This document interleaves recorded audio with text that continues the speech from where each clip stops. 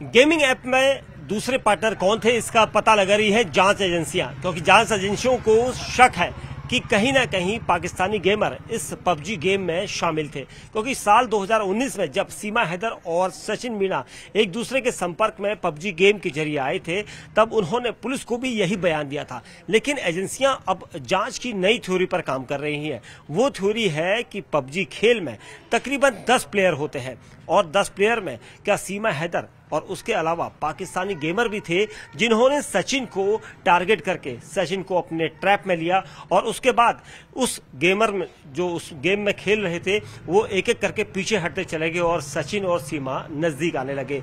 तो ये एक आशंका है, ये एक शक एजेंसियों को है और इसका सबसे बड़ा सबूत ये है क्योंकि दोनों पबजी गेम में थे, दोनों के साथ कई गेमर और भी हो सकते हैं और यही एजेंसियां पता लगा रही हैं। हालांकि एजेंसियों ने सीमा हैदर और सचिन से पूरी पूछताछ की थी कि कैसे वो गेम खेलते थे। सचिन से पूछताछ की गई थी कि कब वो संपर्क में आया था, कब उसने गेम खेलना शुरू किया, कब पबजी के गेम में उसके साथ दूसरे गेमर थे, क्या दूसरे गेमर अपनी भाषा या फिर अपनी सही पहचान के जरिए आए थे या फिर वहां पर भी दूसरे नाम से, जिस तरह से मरियम खान नाम से सीमा हैदर इस पूरे गेमिंग ऐप पर सक्रिय हुई थी। लेकिन उससे पहले जो और दूसरे गेमर थे उनकी जांच यहां पर जुटाने में जो एजेंसियां हैं वो जुटी हुई हैं, क्योंकि जांच करना बहुत जरूरी है। कहीं पाकिस्तानी गेमर्स ने एक बड़ा ट्रैप, एक बड़ा प्लान करते हुए सचिन को टारगेट तो नहीं किया था। इस पूरे मसले पर एजेंसियां अब पबजी गेम के उन गेमर्स के बारे में पता लगा रही हैं, क्योंकि सीमा हैदर ने भी अब तक खुलकर नहीं बताया था। उसने सिर्फ यही कहा था कि सचिन मीणा और उसकी दोस्ती पबजी गेम के जरिए हुई। लेकिन क्या पबजी गेम के अंदर दूसरे गेमर्स पाकिस्तानी थे? क्या वाकई में हनी ट्रैप का शिकार हुआ है सचिन मीणा? और एजेंसियों की थ्योरी इसलिए यहां पर चल रही है क्योंकि कई सारे पहलू हैं, कई सारे सवाल हैं जो एजेंसियों को अब तक नहीं मिल पाए हैं और इसी वजह से एजेंसियां लगातार सचिन मीणा और सीमा हैदर के रिश्तों को एक बारीकी से देख रही है, नजर कर रही है, क्योंकि दोनों ने अब तक ये दावा किया था कि वो यहां पर सिर्फ प्यार की खातिर आई है। लेकिन जो एजेंसियां हैं, एजेंसियों को उसके इस प्यार के पीछे कहीं ना कहीं कोई ना कोई सुखबुगाहट नजर आ रही है, क्योंकि जिस एरिया में वो आई है उस एरिया में सचिन मीणा एक बिल्कुल गांव इलाके में रहता है और सीधा साधा सा नौजवान है। उसके पास एक छोटी सी दुकान में काम करने का काम वो करता था, लेकिन उसके पास इतनी बड़ी मिल्कियत भी नहीं थी। तो सचिन मीणा को आखिर क्यों टारगेट किया गया? एजेंसियों को हालांकि सीमा हैदर ने ये दावा किया था कि वो प्यार की खातिर साथ समुद्र पार नहीं बल्कि पाकिस्तान की सीमा पार करके यहां पर आई थी। लेकिन अभी भी एजेंसियां ये पता लगा रही हैं कि कौन वो गेमर थे। क्या किसी गेमर के जरिए ही सचिन और मरियम खान एक दूसरे से मिले थे? क्योंकि मरियम खान इस पूरे खेल में सीमा हैदर थी।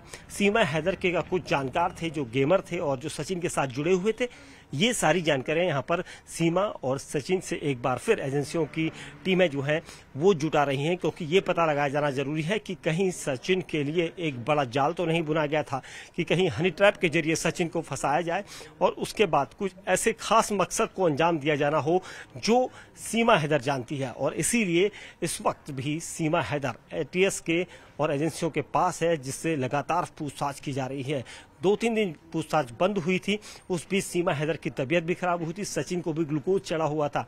लेकिन उसके बाद फिर एजेंसियों ने अपनी पूछताछ तेज कर दी है, क्योंकि ये सारे सीक्वेंस इसलिए आ रहे हैं क्योंकि एजेंसियां इस पूरे दावे पर विश्वास नहीं कर पा रही है कि आखिर कैसे ये सब हो सकता है, कैसे ये पॉसिबल हो सकता है कि 4 बच्चों को लेकर सीमा हैदर पाकिस्तान से नेपाल आकर नेपाल से भारत में दाखिल हो जाती है। उसने कई जगह पर झूठ बोला है और उसके पास कोई ऐसी सत्यता भी नहीं है, लेकिन वो दोनों झूठ बोलते हुए आए।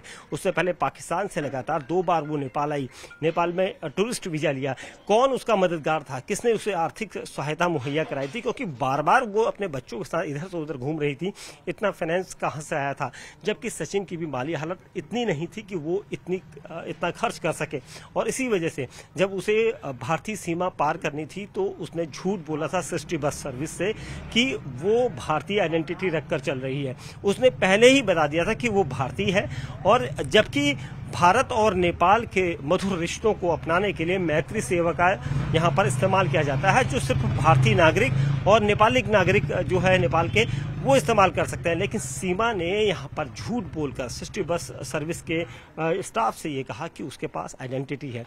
और ये जो सवाल है ये इसलिए यहाँ पर कुरेद रहे हैं क्योंकि एजेंसियां ये चाहती हैं कि एक बार पता लगाया जा सके, क्योंकि जो गेमिंग ऐप है पबजी, उस गेमिंग ऐप में दूसरे पार्टनर कौन है, क्या वो दूसरे पार्टनर वाकई में दुबई या फिर पाकिस्तान या फिर यूएई से ताल्लुक रखते हैं या कहां से ताल्लुक रखते हैं, इसके बारे में जानकारी जुटाई जा रही है। और एजेंसियां कोशिश ये कर रही हैं कि जल्द से जल्द इन जानकारियों को जुटाया जा सके और जो कुछ सबूत मिलते हैं उसके बाद सीमा और सचिन मीना से क्रॉस क्वेश्चनिंग होगी, क्योंकि ये जो कुछ अब तक चल रहा है वो उससे अलग रहेगा। और इसी वजह से एजेंसियां अपने पूरे शक को दूर कर लेना चाहती है, जिसकी वजह से सीमा और सचिन आगे की पूछताछ में शामिल ना हो। लेकिन अभी भी पूछताछ चल रही है और ये नए नए जो थ्योरी है इस पर एजेंसियां काम कर रही हैं।